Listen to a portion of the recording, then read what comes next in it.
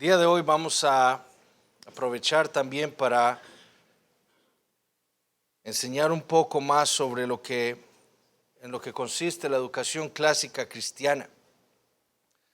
Lo que hemos visto hasta ahora es que la responsabilidad de la instrucción, de la educación de nuestros hijos es nuestra.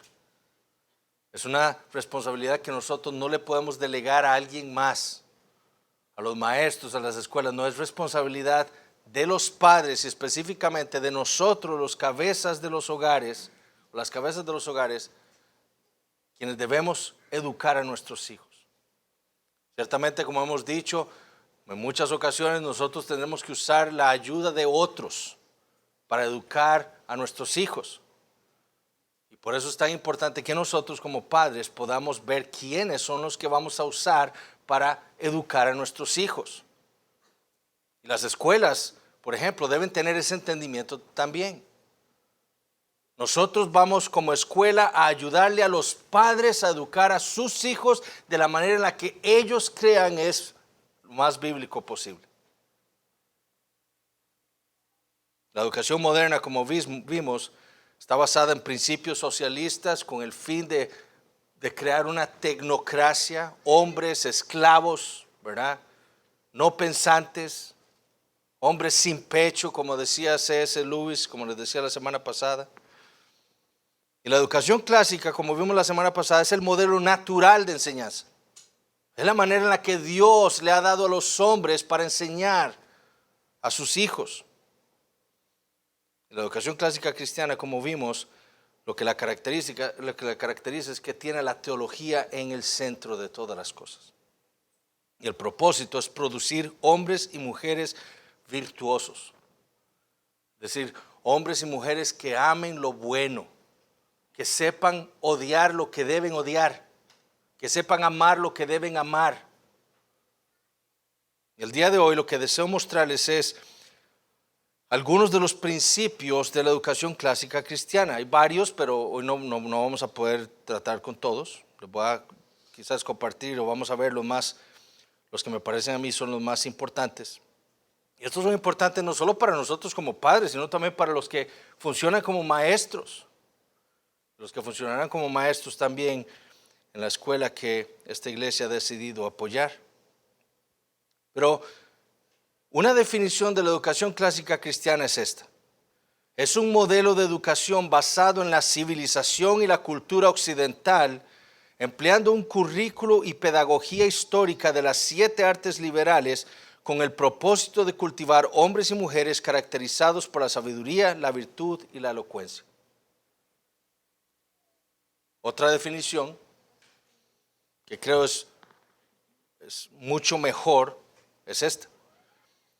La educación clásica cristiana es un abordaje tradicional de la educación enraizada en la civilización y en la cultura occidental, desarrollada por la iglesia.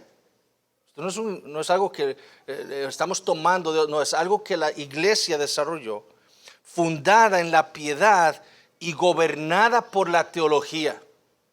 C.S. Lewis y Dorothy Sayers decían que la teología es la maestra de las ciencias.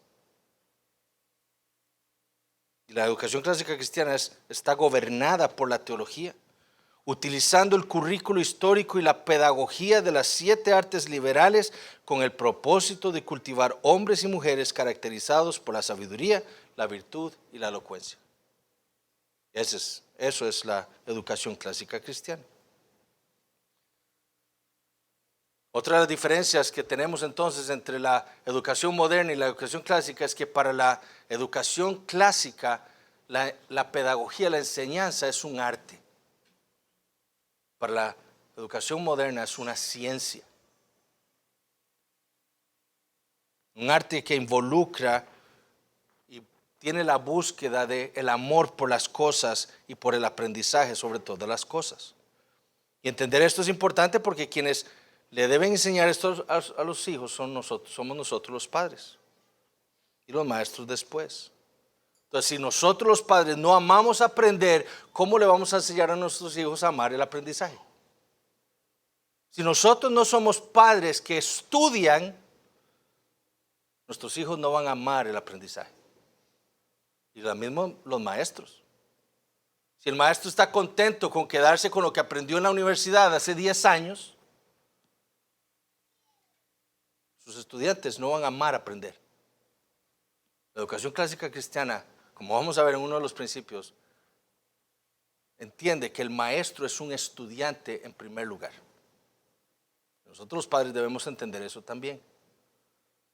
En la vida cristiana nosotros como padres no le podemos enseñar a nuestros hijos que ya nosotros alcanzamos la fe perfecta. Ya yo soy perfecto. No. Nosotros le tenemos que enseñar a nuestros hijos que nosotros estamos todavía estudiando en la carrera de la fe. Y seguimos aprendiendo cada vez más. Y eso es lo que ellos deben ver en nosotros. Lo mismo en la educación. Y ese es uno de los problemas con el modelo moderno de la educación. No solo los padres dejan de estudiar y aprender, sino que también los maestros hacen lo mismo. Los estudiantes, cuando salen de esos sistemas educativos, ¿qué es lo que hacen? Están conformes con lo que aprendieron en el colegio y en la escuela. Ahora, ¿cuáles son los principios de la educación clásica cristiana? El primer principio, y quizás el más fundamental de todos, es el que se conoce con esa frase en latín, festina lente. Y festina lente significa apúrese lentamente. Si usted quiere hacer algo bien y rápido, hágalo despacio. Si usted se apura, ¿qué va a pasar? Lo va a tener que hacer 2 o 3 veces y se va a atrasar. Pero si usted quiere hacer algo bien hecho y rápido, lo hace despacio, lentamente. Ese es el principio. Y este es uno de los principios más importantes de la educación clásica cristiana. Y ese principio ha sido ilustrado de diversas maneras a lo largo de los siglos. Por ejemplo, ha sido descrito o ilustrado con el delfín y el ancla. El delfín es rápido, el ancla es lenta y nos afirma, ¿verdad? También con el conejo y el caracol. El conejo es rápido, pero el caracol es lento, festina lente. También con la tortuga y la vela. La vela hace que los barcos anden rápido, pero la tortuga es lenta. Y los romanos, por ejemplo, el emperador romano Augusto César, en la moneda conmemorativa suya tenía a la tortuga y a la vela, festina lente, porque ese era uno de sus lemas. Festina lente. También está el cangrejo con la mariposa, también así se ha ilustrado. El cangrejo es lento, la mariposa es rápida. Y lo que este principio de festina lente enseña es el arte de dominar cada paso del aprendizaje. La educación clásica cristiana no se corre. Eso es lo importante. En la educación clásica cristiana el maestro no corre, va despacio, asegurándose de que el estudiante vaya aprendiendo cada paso de lo que debe aprender. Y recuerden cómo fuimos enseñados nosotros. Hoy ya no podemos ver eso porque hoy nos toca ver eso y si no nos vamos a atrasar y así no entendimos un montón de cosas, ¿verdad? Si queremos que nuestros hijos aprendan ese aprendizaje y que ese aprendizaje sea permanente, debemos ir despacio, asegurándonos que nuestros hijos, que los estudiantes dominen cada área de lo que se les está enseñando. De nuevo, correr no es educación clásica cristiana. Correr es moderno, ¿verdad? ¿Qué es lo que hacen muchos ahora? Vean, ustedes lo ven. Ya la gente no lee el periódico, no lee noticias de 1 o 2 páginas, leen Twitter, ¿verdad? Para estar informados de lo que está sucediendo. ¿Por qué? Porque necesitan las cosas rápido, pero no se llenan con las cosas. ¿Por qué? Porque la cultura nuestra no está regida por el principio festina lente.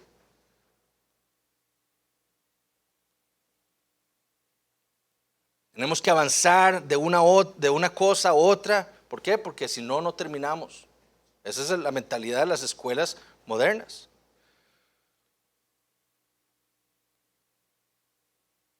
Y algo que dicen los que tienen mucha experiencia en la educación clásica cristiana es que al principio los niños que están siendo educados bajo la educación clásica cristiana parecen ir más lento que los niños que están estudiando en otras escuelas.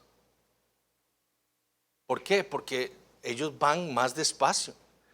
Pero lo que dicen las estadísticas es que cuando los niños llegan de educación clásica cristiana al tercero o cuarto grado, vuelan comparado a los otros niños.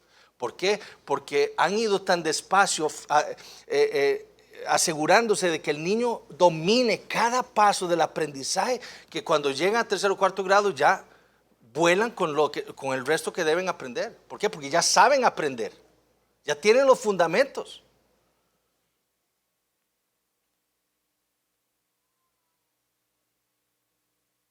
Los hombres, ¿cómo crecemos y maduramos? Bueno, como decían los antiguos, crecemos y maduramos como los árboles, despacito, ¿verdad? Así es como crecemos nosotros y como maduramos, lentamente, ¿verdad? Un árbol no crece y ¡fum! En un año ya mide 30 metros, no, va despacito, poco a poco, nutriéndose, ¿verdad? Poco a poco, fortaleciendo sus raíces, fortaleciendo su tronco, fortaleciendo sus ramas, fortaleciendo sus hojas. Así es como crece un árbol. El Salmo 1:3 dice, hablando del hombre bienaventurado, será como árbol plantado junto a corrientes de aguas, que da fruto en su tiempo, su hoja no cae, todo lo que hace prosperará. Para que haya buen fruto debe haber tiempo. Eso es lo que el Salmo 1 dice.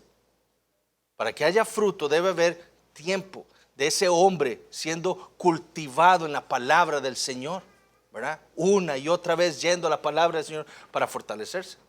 Bueno, lo mismo es en la educación. Si queremos que ese árbol dé buen fruto y crezca fuerte, los niños deben estar siendo enseñados una y otra vez hasta que dominen lo que están aprendiendo. El fruto que madura muy rápido, ¿qué decimos? Está enfermo, ¿verdad? Jerónimo, un padre de la iglesia, decía, las cosas que maduran prematuramente crecerán cojas, lo que crece despacio perdurará. Ese es el principio de Festina Lente. Crecer despacio, despacio, dominando cada paso del aprendizaje. Y este principio de Festina Lente está relacionado con varias virtudes que nosotros queremos que crezcan en nuestros hijos. Por ejemplo, la constancia. ¿Verdad? Festina Lente, una y otra vez, haciendo lo mismo, una y otra vez, de diferentes maneras para aprender algo. Eso les enseña a nuestros hijos la constancia de permanecer en algo una y otra vez.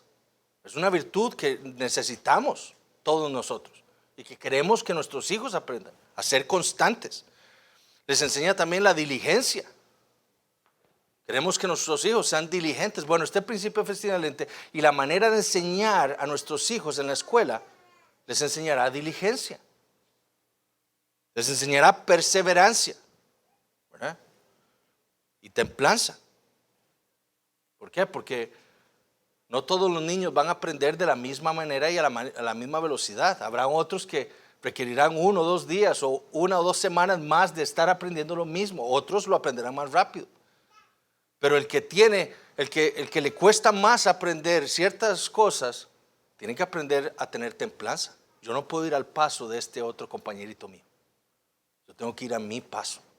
Y tengo que tener dominio propio, templanza. Publianos, un romano de la antigüedad, dijo, uno debe hacer largas preparaciones para la guerra, para poder ganarla rápidamente. Eso es lo que hacemos nosotros. ¿Usted quiere ganar la guerra? Bueno, prepárese despacio, despacio, despacio. Queremos que nuestros niños, cuando salgan del colegio a la universidad, salgan fuertes, bien preparados, salgan con buen conocimiento, que no puedan ser engañados por el Estado, por las noticias. Que ellos puedan discernir el bien y el mal. Bueno, vaya despacito, despacito, enseñándoles día tras día los mismos principios de la Escritura. El punto de Festina la Lente es dominar los fundamentos.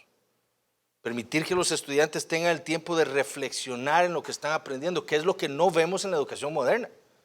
El niño no tiene la capacidad, el tiempo para meditar en lo que ha aprendido, porque después al otro día viene otra cosa y ya lo otro ya se olvidó.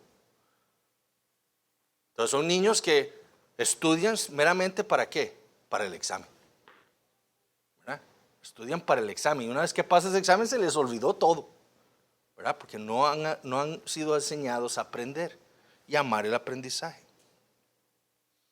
Ellos deben aprender a reflexionar lo que están aprendiendo, los conceptos, las ideas. Asegurarse que ellos van dominando cada paso antes de pasar a algo más avanzado.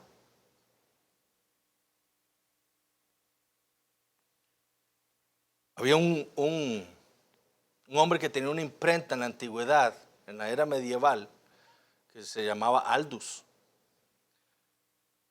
Y ese era su sello, por así decirlo, el que le ponía sus libros cuando los imprimía, Aldus. Y la gente decía, no compre ningún libro que no sea de Aldus, porque Aldus lo hace bien. Lo hace despacio, él va a tardar un poco más imprimiéndole un libro, pero lo va a hacer bien. Porque eso es lo que queremos. Aprender a hacer bien las cosas, despacio pero lento. ¿Cuáles son las implicaciones de este principio de Festina Lente? Bueno, uno, enseñar con la meta de dominar cada paso de la materia. Esa es la meta, que nuestros niños dominen cada paso de lo que están estudiando. Que ellos aprendan a discernir entre lo central y lo periférico, de lo más importante y lo que no es tan importante.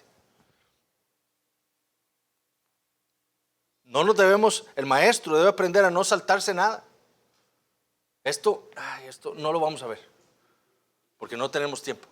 No, el maestro debe asegurarse que no debe saltarse nada que sea importante para que el niño aprenda. El maestro debe aprender a también no avanzar muy rápido. ¿Verdad? De nuevo, esto es ir despacio, ¿verdad? Para ir rápido, ir despacio.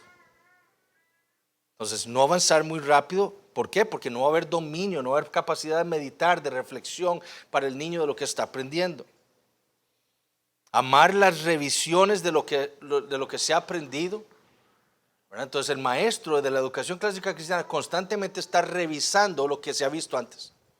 Y lo hace de diferentes maneras, no tiene por qué ser siempre de la misma manera.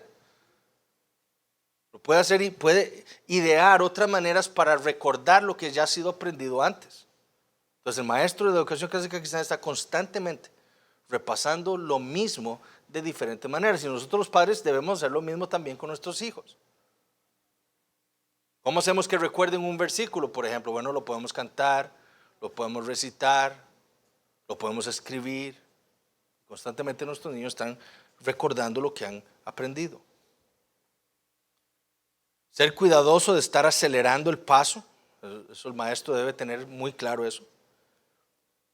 Y saber que el aprendizaje lento es mejor. Ahora, ¿cómo luce esto en la educación? Bueno, en matemática, sería una locura avanzar a los estudiantes a la división si no dominan la suma y la resta y la multiplicación. Tenemos que asegurarnos que dominen eso antes de poder pasarlos a la división. En las ciencias, no vamos a poner a nuestros estudiantes a hacer reacciones químicas, ¿verdad? Si no conocen la tabla periódica y no conocen cómo funcionan los elementos unos con otros, ¿verdad? No debemos enseñarles eso primero. En la literatura, primero debemos enseñar los rudimentos de la literatura. ¿Qué es un poema? ¿Cómo está estructurado? ¿Verdad? ¿Cuáles son las diferentes maneras de escribir un poema? ¿Qué es una narrativa? ¿Cuáles son los elementos de una narrativa? Para que pueda entender. En la historia, líneas de tiempo, por ejemplo, a los más niños. Ustedes enseñan líneas de tiempo para que lo tengan en la cabeza. Aquí está Abraham, aquí está Moisés, aquí está David, aquí están los profetas. Y cuando él empieza a aprender, dice, eso está aquí, empieza a conectar, a hacer conexiones. Entonces, primero los fundamentos, rudimentos. En el lenguaje, vocabulario. ¿Verdad? Entonces así es como funciona este principio en la educación. El segundo principio es el que se conoce con esta frase latina, multum non multa. Eso quiere decir mucho, no muchas. Y uno de los problemas de hoy en día es que las personas hacen muchas cosas, pero no logran dominar nada, ¿verdad? Usted ve a las personas haciendo muchas cosas, pero no conocen una de esas específicas, ¿verdad? Ni conocen todas bien. ¿Por qué? Porque no pueden. ¿Por qué? Porque se han encargado de hacer muchas cosas al mismo tiempo. En las escuelas modernas es, por ejemplo, más libros, más tareas, más tareas, más tareas. El niño no tiene la posibilidad, la capacidad de hacer más de otras cosas, más de lo importante. ¿Por qué? Porque está lleno de cosas y cosas y cosas y cosas. Y este principio, obviamente, como lo vemos, está muy relacionado con el principio anterior de la festina lente. Es mejor hacer una cosa bien a la vez que muchas cosas mal hechas. Plinio el joven, un filósofo romano, decía, a pesar de que debemos leer mucho, no debemos leer muchos libros. Porque ¿qué hace uno a veces cuando tiene un montón de libros que leer? ¿Verdad? Aquí vamos a ver qué dice, no, paso lo otro, ¿verdad? ¿Por qué? Porque en vez de profundizar en la página, navegamos por la superficie. Eso no es educación clásica cristiana. Es mejor leer poquitos libros, pero leerlos bien y aprender, ¿verdad? Que leer un montón y no recordar nada de lo que he leído, ¿verdad? Porque no tengo tiempo y tengo que pasar los libros rápidamente. Entonces es mejor aprender algo bien que aprender muchas cosas superficialmente. Ese es el camino a la sabiduría. Lastimosamente en nuestros días conocemos el multum, decía un autor, pero no el non multa. O sea, conocemos lo mucho, pero no el no muchas cosas. Este principio se conoce de otras maneras: menos es más, calidad sobre cantidad, mejor versus más, o la profundidad en las cosas. Es mejor profundizar más en algo que andar por la superficie de un tema. ¿Y qué aplicaciones tenemos de este principio? Bueno, evitar el multitasking. Ustedes saben lo que es el multitasking, ¿verdad? Mi esposa me dice, yo no sé cómo tú puedes tener el televisor encendido, escuchando un podcast y tener un libro ahí, ¿verdad? No se puede. Eso no podemos hacerlo, no estamos haciendo las cosas bien. Entonces, y esa es la cultura en la que vivimos. Hacer muchas cosas, tratar de hacer un montón de cosas a la misma vez y no hacemos nada al final. No leer mala literatura, no leer por encima las cosas. La idea de formar una vida, no simplemente vivir la vida, no es formar una vida, eso es lo que queremos. No es vivir nuestra vida, no es vivir una vida buena. En la escuela, ¿qué significa esto? Menos materias. Menos materias. ¿Por qué es que en las escuelas de la educación moderna hay tantas materias? De nuevo, porque lo que quieren son especialidades, quieren tecnócratas. Eso es lo que quieren. Especializar a la gente en un área. ¿Para qué? Para que después trabaje en eso y le sirva al Estado. Para que no piense, para que no aprenda a aprender. En la escuela clásica cristiana esto implica menos materias. Van a haber que quitar cosas para poder darle espacio y tiempo a las cosas más importantes. Va a haber materias que no se van a dar. ¿Por qué? Porque hay cosas más importantes que nuestros niños deben aprender. En los Estados Unidos funciona el sistema trimestral de las materias también. Hacer una cosa a la vez. Filipenses 4:8 dice, por lo demás, hermanos, todo lo que es verdadero, todo lo honesto, todo lo justo, todo lo puro, todo lo amable, todo lo que es de buen nombre, si hay virtud alguna, si hay algo digno de alabanza, en esto pensad. Eso es el multum non multa. Buscamos aprender, buscamos enseñar aquello que que trae virtud. Algo que sea digno para que nosotros pensemos y aprendamos. Por ejemplo, ¿qué pasa en la educación clásica cristiana? Bueno, entonces lo que se hace es integrar las materias. Entonces, por ejemplo, los niños más grandes, cuando ya saben leer, saben hablar latín, entonces usted les da un libro en latín para que lo estudien y lo lean. Y ahí van a aprender de qué, de cultura, de historia. Y aprenden latín también y mejoran su latín. Entonces les damos fundamentos y después integramos las materias. ¿Para qué? Para que todo pueda ser aprendido de una vez. Entonces el multum non multa sirve para integrar las materias. No vamos a darles historia por un lado y otro, ¿verdad? Sino que tratamos de integrar materias. ¿Para qué? Para que sea más fácil para que el niño aprenda. El tercer principio de la educación clásica cristiana es el que se conoce como repetitio, es repetitio, no, la SN no está ahí, repetitio mater memoria. Es decir, la repetición es la madre de la memoria. Y la intención de este principio es adquirir permanentemente el conocimiento.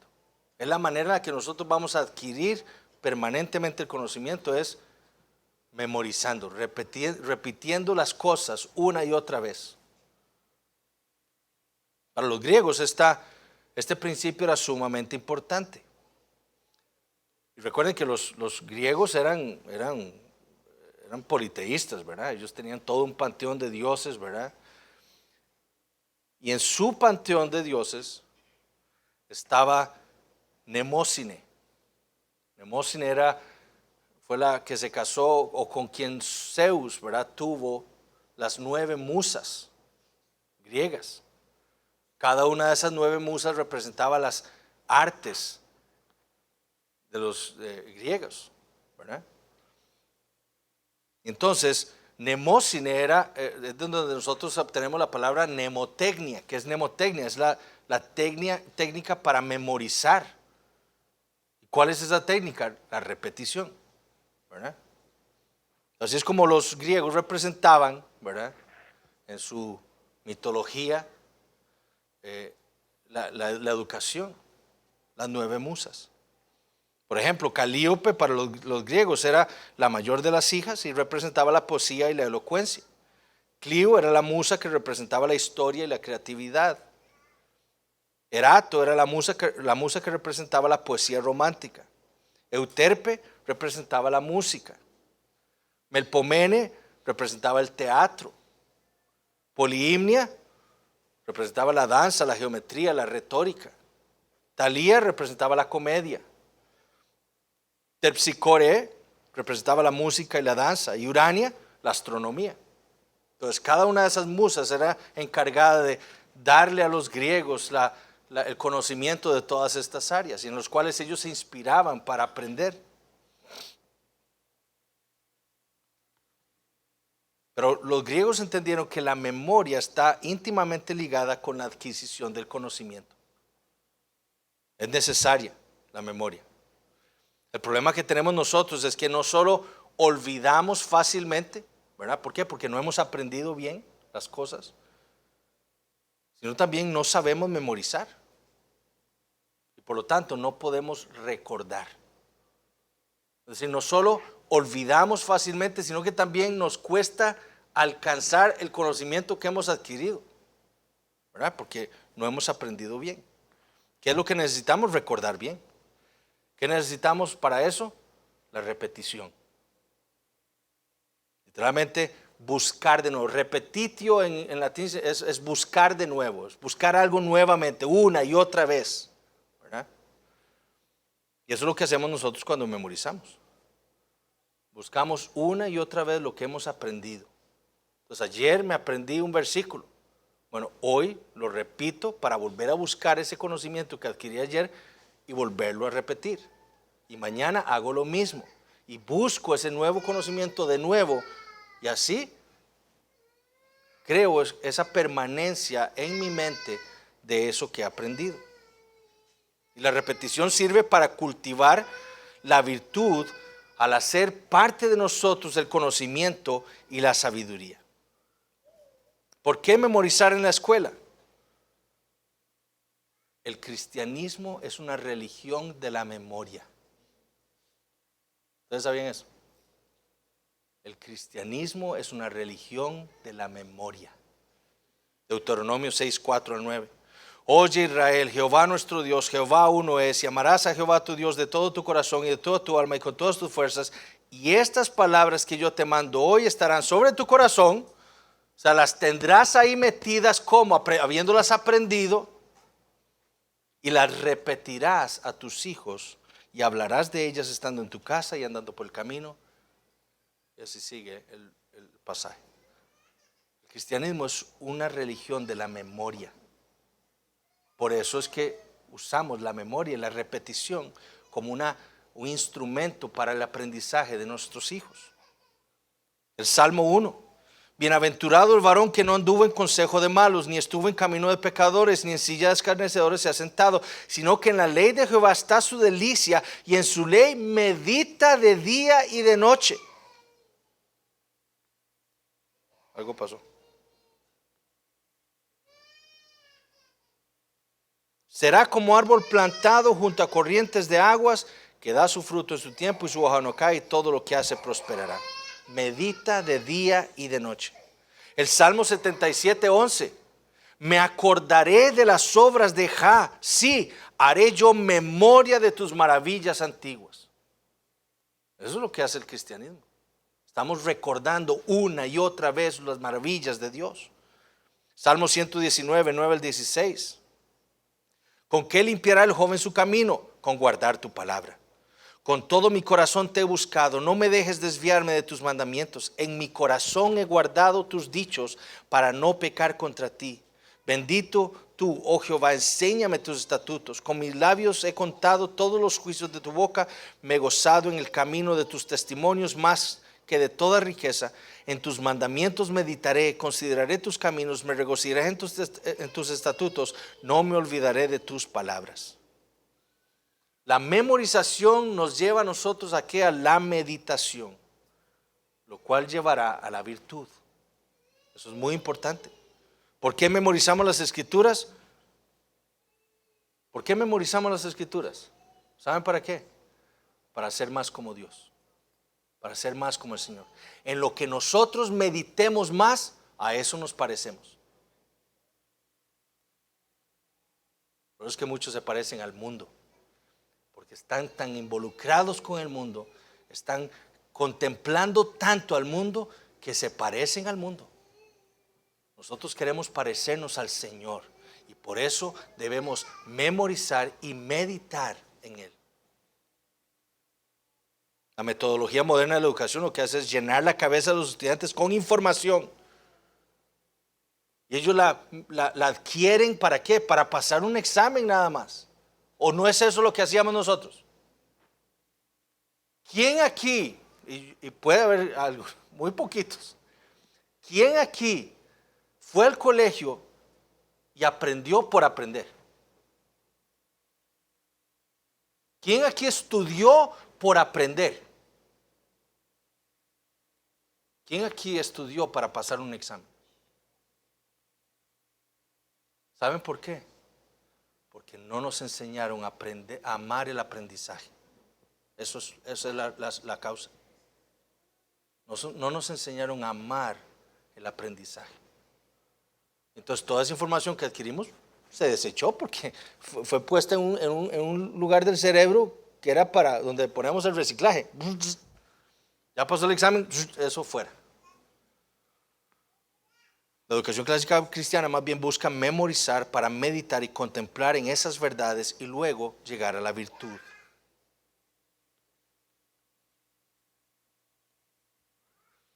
¿Cuáles son las maneras de hacer este aprendizaje permanente? Bueno, el maestro debe aprender esto. Perdón.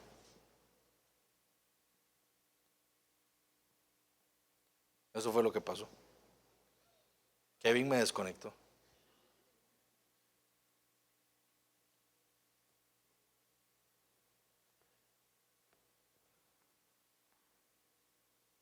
¿Cómo hacemos el aprendizaje algo permanente? Bueno, el maestro debe aprender esto. La primera lección nunca puede ser la única lección.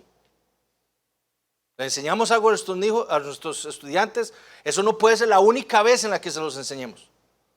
Una y otra vez, enseñando lo mismo de diferentes maneras. ¿Para qué? Para que ese aprendizaje sea permanente. Usar diferentes maneras para enseñar algo, ¿verdad? En los niños pequeños, en la educación clásica, les enseñan a cantar, por ejemplo. Por ejemplo, mi hija está estudiando latín, está aprendiendo latín, y ella aprende todas las reglas, primero las cantan, las recitan, las escriben, hacen trabajos escritos, y eso se le queda en la cabeza, ¿verdad? Así aprenden también las escrituras, los libros de la Biblia, los 10 mandamientos, ¿verdad? Se los enseñamos de una manera, cantado, después los recitamos, después con imágenes, después, etcétera, lo que sea, para que esa lección sea una y otra vez repetida, para que sea permanente en nuestros hijos. Haciendo revisiones constantes de lo que han aprendido también. El cuarto principio es el asombro y la curiosidad. Para poder obtener sabiduría necesitamos estar asombrados. El principio de la sabiduría es el temor a Jehová, ¿verdad? ¿Cómo va a temer un hombre a Jehová? Si no se asombra de él, ¿verdad? No se asombra de que él es ese Dios justo y santo, ¿verdad? Contra el cual yo he pecado. Así le voy a temer, porque lo voy a admirar. También voy a admirar su bondad, su poder, su sabiduría. Y eso me llevará a mí a ¿qué? A ser sabio. ¿Me explico? Para obtener sabiduría necesitamos el asombro primero. Y eso es algo que la educación clásica cristiana tiene como un principio. ¿Por qué? Porque el asombro nos lleva a la adoración y la adoración a la sabiduría. Hoy en día la educación moderna ha creado, como decía C.S. Lewis, hombres sin pecho, como les decía la semana pasada. Les han removido los hombres del pecho, no la mente, y por eso no aman lo que es bello. Destruyen obras de arte. ¿No han visto ustedes las noticias donde entra gente a destruir obras de arte? ¿Por qué? Porque no tienen pecho. No saben lo que tienen que amar. No aman lo bello, no aman lo bueno. Viven para sí nada más. Esas son las personas que ha creado la educación moderna. La educación clásica está llena de cosas bellas. Las escuelas plagadas de cosas bellas, de arte. ¿Por qué? Porque queremos que nuestros hijos aprendan, se admiren, se asombren con lo bello. Porque Dios es bello. C.S. Lewis decía, la meta de la educación es enseñarle al estudiante a amar lo que debe amar y a odiar lo que debe odiar. Y el último principio, ya en 2 minutos, es el principio que se llama docendo discimus, o si fuera el latín eclesiástico, docendo dicimus. ¿Qué significa? Significa al enseñar aprendemos. Al enseñar aprendemos. Séneca, un abogado y filósofo romano de la antigüedad, dijo: los hombres mientras enseñan aprenden. Los hombres mientras enseñan aprenden. Enseñar es aprender 2 veces. Usted aprende una vez y después lo enseña, ¿verdad? En cirugía nosotros le decimos a los residentes, bueno, usted ve una, hace una y enseña una cirugía, ¿verdad? Primero usted ve, después hace una y después enseña una cirugía a otro. Entonces sí, aprende. Un estudiante es un maestro inmaduro y un maestro es un estudiante maduro. Así es como debemos vernos. El estudiante es un maestro en potencia, un maestro inmaduro, y el maestro es un estudiante maduro. Ahora, este principio ha sufrido el olvido en escuelas y colegios. Los estudiantes más viejos no enseñan, ¿verdad? Cuando en las escuelas clásicas cristianas lo que hacen los estudiantes más viejos es enseñar a los más jóvenes, ¿verdad? Y también los jóvenes enseñan a los más viejos. Y esa enseñanza a otros les ayuda a los estudiantes a comprender lo que aprenden y a aprender a recolectar lo que han aprendido para poder transmitirlo. Vean esto, el 98% de las cosas que memorizamos, el 98% de las cosas las memorizamos cuando las enseñamos. Vean lo importante que es enseñar. El 75% de las cosas que las aprendemos cuando practicamos lo que hemos aprendido. El 50% de las cosas que aprendemos las aprendemos en discusiones de grupo, ¿verdad? Que es lo que hace la educación moderna, ¿verdad? Una discusión de grupo, y solo el 50% de las cosas se aprenden así. El 30% en demostraciones. El 20% audiovisual, y eso es muy importante en la educación moderna hoy en día, audiovisual, y solo el 20% de las cosas se aprenden así. 10% lectura y 5% conferencias. O sea, la mejor manera de aprender es enseñar. ¿Cómo podemos hacer esto en las escuelas? Bueno, narrando libros, que los niños lean y narren libros, que ellos hagan reportes de los libros que leen, resúmenes, etc. El 10% de instrucción de estudiantes a otros estudiantes, discusiones socráticas, ¿verdad? Que esto es algo fundamental en la educación clásica cristiana, debates, recitaciones, mayores enseñando a los jóvenes y jóvenes enseñando a los mayores. Como les digo, hay otros principios importantes que después podemos tratar más adelante. Hermanos, si tienen alguna pregunta, nos pueden buscar a los pastores. Por ahora recojamos a nuestros hijos y nos preparamos para el inicio del culto a las 10:05. Hay un café también, podemos pasar ahí a disfrutar de unos bocadillos. Recuerden que es uno por persona, ¿verdad? ¿Ah? Sí, hay mucho, entonces cojan más, está bien, dos.